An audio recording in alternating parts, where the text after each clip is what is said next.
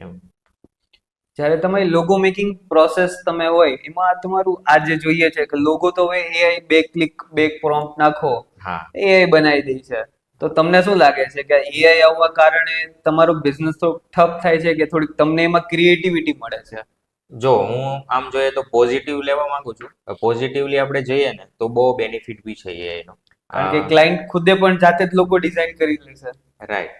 હવે આમાં કેવું હોય છે કે ફોર એક્ઝામ્પલ તમે બનાવો છો લોગો, ક્લાયન્ટમાં અત્યારે ઘણી બધા પ્લેટફોર્મો એઆઈ ના આવી ગયા છે. હમ.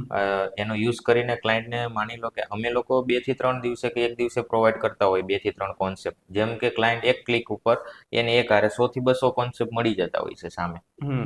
પણ જનરલી કેવું છે કે ઘણી વખત એવું હોય છે, ફોર એક્ઝામ્પલ તમે તમારી કંપની બનાવતા હોય તો તમારા માઇન્ડની અંદર એક કોન્સેપ્ટ હોય કે મારે આ ટાઈપનું બનાવવો છે. એઆઈમાં તમે જશો ને તો 100% તમને નહીં મળે. એક્સેપ્ટન્સ રિઝલ્ટ નહીં મળે. એક્સેપ્ટન્સ રિઝલ્ટ નહીં મળે, 10-20% બાકી રહે છે.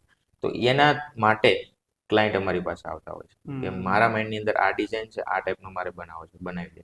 પણ આમ ડિઝાઇનિંગ વેથી જોઉં, મારી પર્સનલ વેથી હું જોવા માંગુ તો કેવું હોય છે કે જ્યારે હું એઆઈનો મારા સ્કિલ મતલબ મારા ફિલ્ડમાં યુઝ કરી શકું. જેમ કે ક્લાયન્ટ કોઈ આવે છે 3 કોન્સેપ્ટ માટે આવે છે, તો હું એને શું કરું કે એઆઈ થ્રુ મોકઅપ છે, ટેમ્પલેટ છે, એ એઆઈ થ્રુ જનરેટ કરી અને એક કોમ્પ્લિમેન્ટરી તરીકે એને આપું.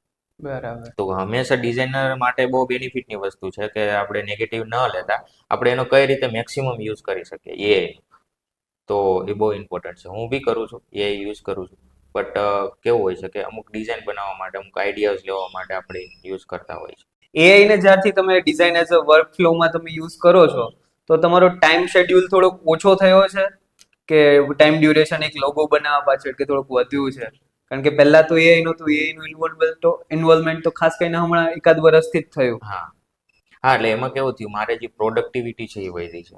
બરોબર હમ. છે. મારે એમ્પ્લોયમેન્ટ જે હતું એમાં બી ઘણું પ્રોડક્ટિવિટી મળી કે કોઈ એક એમ્પ્લોય હતા એને હું એક લોગો બનાવવા આપતો હતો, તો લોગો તો માની લો કે દિવસના 1 થી 2 ડિઝાઇન કરી શકે. બટ આ એઆઈ આવતા હજી બીજી જે સાઈડના જે છે, માની લો કે મેં તમને વાત કરી પ્રમાણે 3D મોકઅપ હોય છે.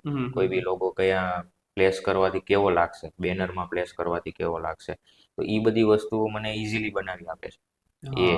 હા. અને એનાથી મેં જે ક્લાયન્ટે અમુક પરચેસ નથી કર્યું મારી સાથેથી, તો હું બી એમાં એડ ઓન કરીને આપું તો ક્લાયન્ટને થોડુંક વધારે સેટિસ્ફેક્શન મળે અને રિયલ વ્યૂ જોઈ શકે કે માની લો કે મારી શોપ ઉપર કે આ લોગો કેવો લાગશે. બરાબર.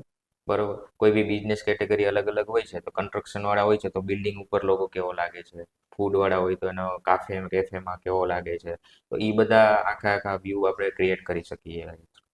રાઈટ. એ છે કે ફોટો હોય તો ત્યાં તમે એક ઉપર એઆઈ થ્રુ તમે લોગો પ્લેસ કરીને બતાવી શકો કે ભાઈ આવો કંઈક વ્યૂ દેખાશે હા, તમારો. Right right. That's a plus point. Plus point છે.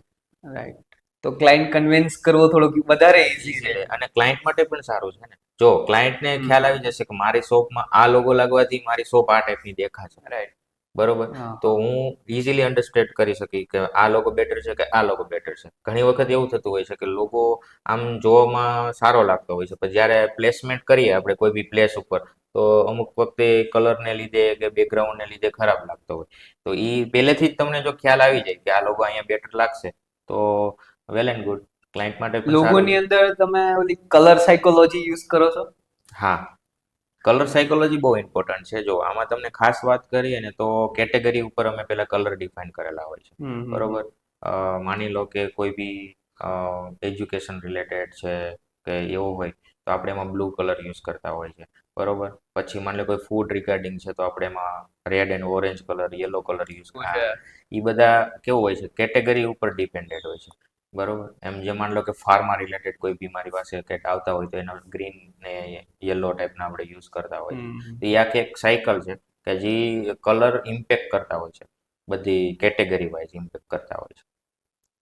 તો હું હમ. પણ એનો યુઝ કરું જ છું એકચ્યુઅલી.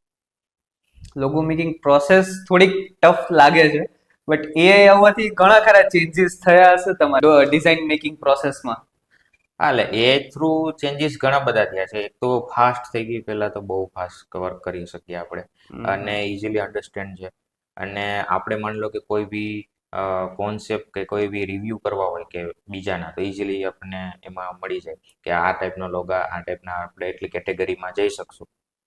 બરોબર, આટલા પેરામીટર્સ આપણે એડ કરી દઈએ કે ભાઈ મારો આ કેટેગરી છે, આ વર્ક છે, આ કલર છે, તો આપણને એક સજેશન મળી જાય કે તમે આ થ્રુ જાશો તો વધારે બેટર રહેશે એમ.